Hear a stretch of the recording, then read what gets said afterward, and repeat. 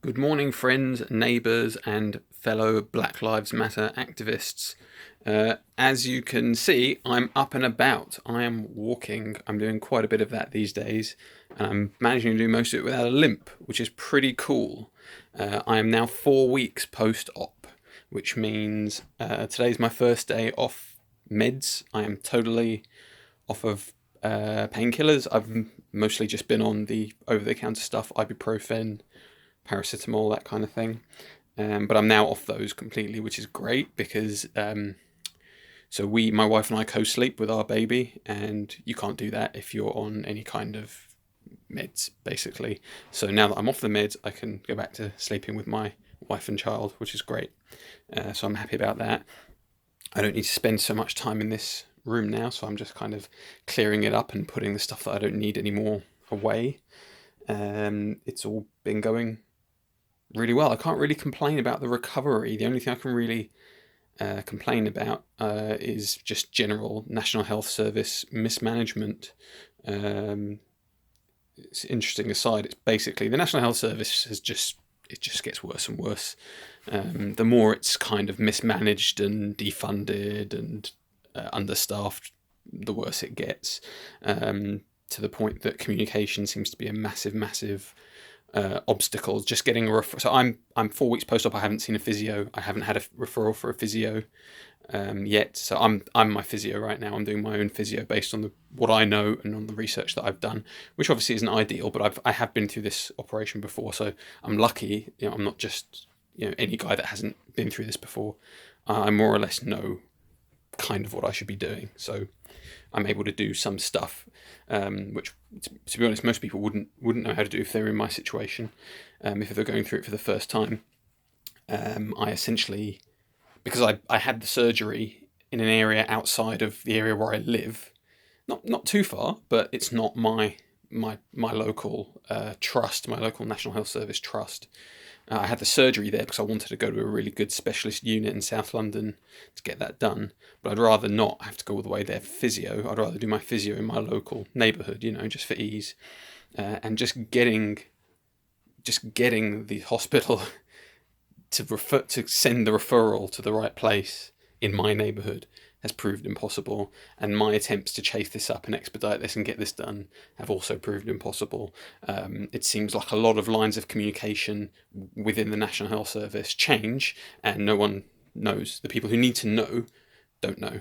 So you'll get you'll get phone numbers to call, and they won't be connected. They're just non-existent numbers.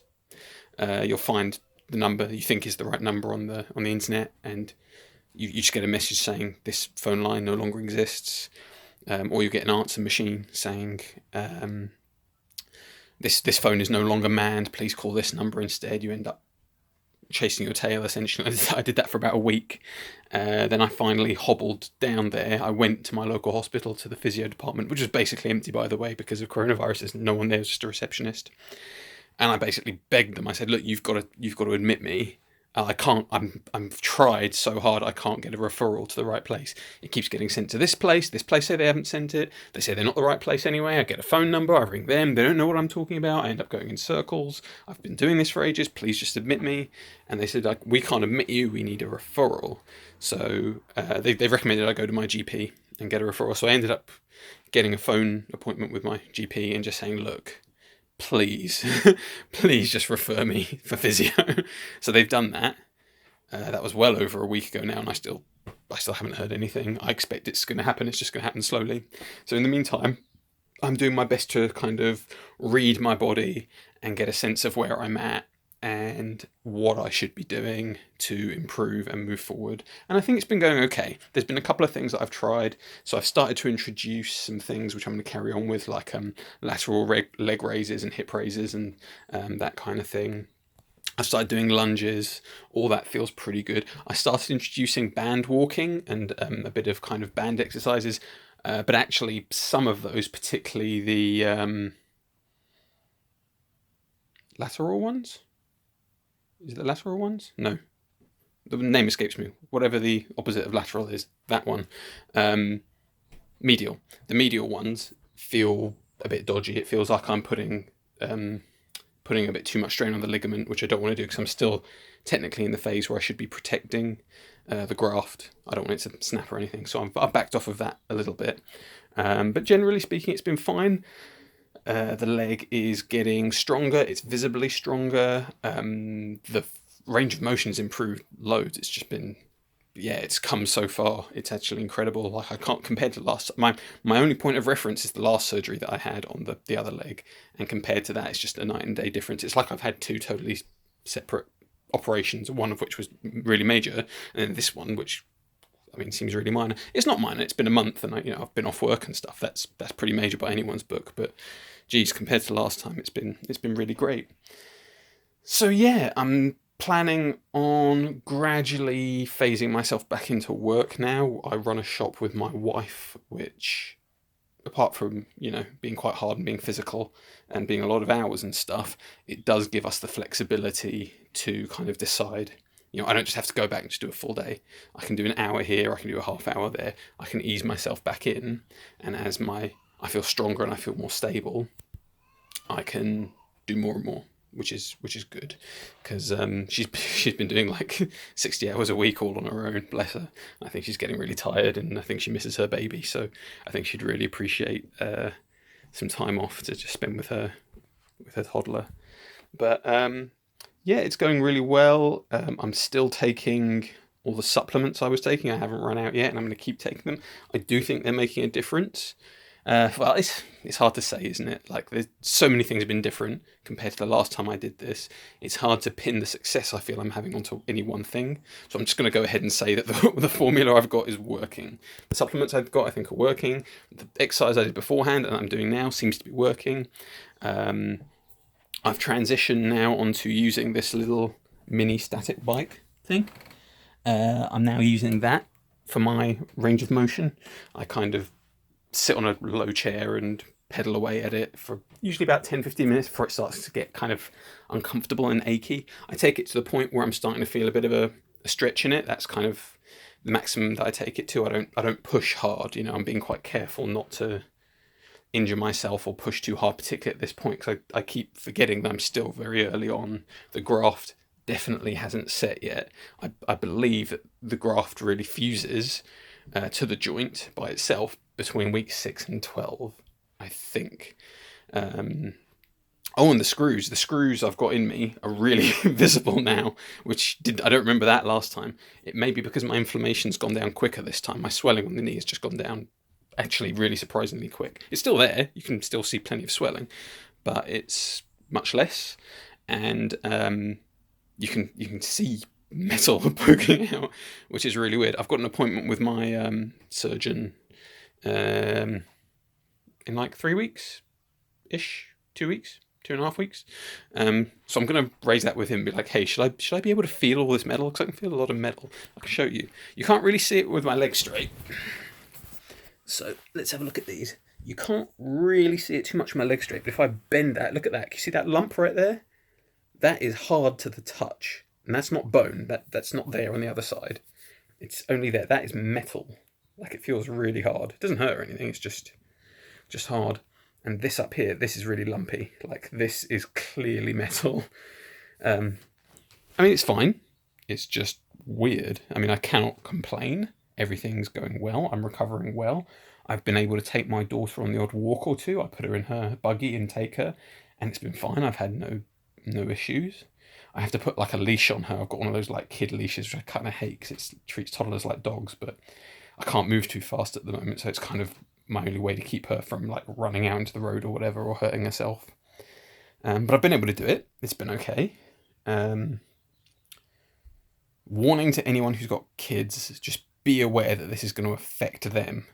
One thing we didn't really take into consideration, we worked really hard on my daughter's sleep to get her sleep as good as possible and as independent as possible, because her sleep wasn't fantastic. It was good. It was good before, but she made a little regression, and we had to we put a lot of effort into it. We really made a long-term consistent effort to improve her sleep, because she needed to be carried to sleep for a long time. And we trained her and got her to the point where she no longer needed to be carried. She just needed to be She could lay down her favourite position, and we just rest a hand on her back and just give her a little bit of pressure, just so she feels you, just so she knows you're there. And she would relax and gradually just drift off. And it would take a bit of time, but it was getting shorter, and you didn't even have to carry her. She was moving towards sleep independence, which is what we wanted to do.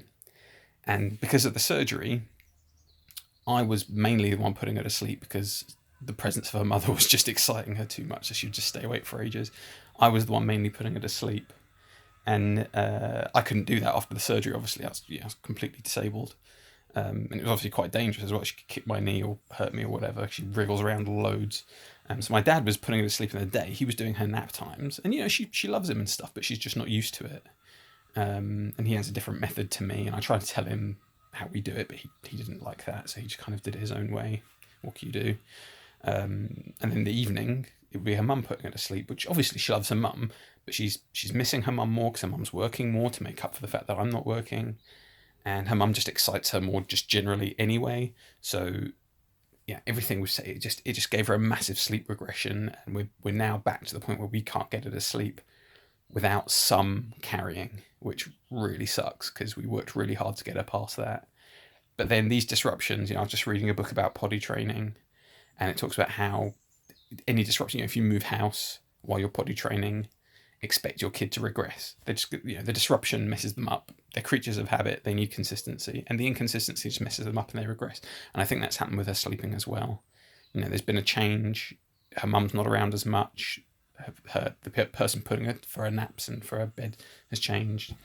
Dad's just laying around loads for some reason and can't carry her much. Things are different, and she knows it and she feels it, and she doesn't know why, but she knows it's different.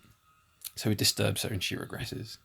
So be warned, any parents who are going to have any kind of surgery, that if your kid is not well established in their habits, if they're still learning these basic human things like sleeping and going to the toilet and stuff like that, they are going to have a regression. It's just going to happen, so be prepared for it.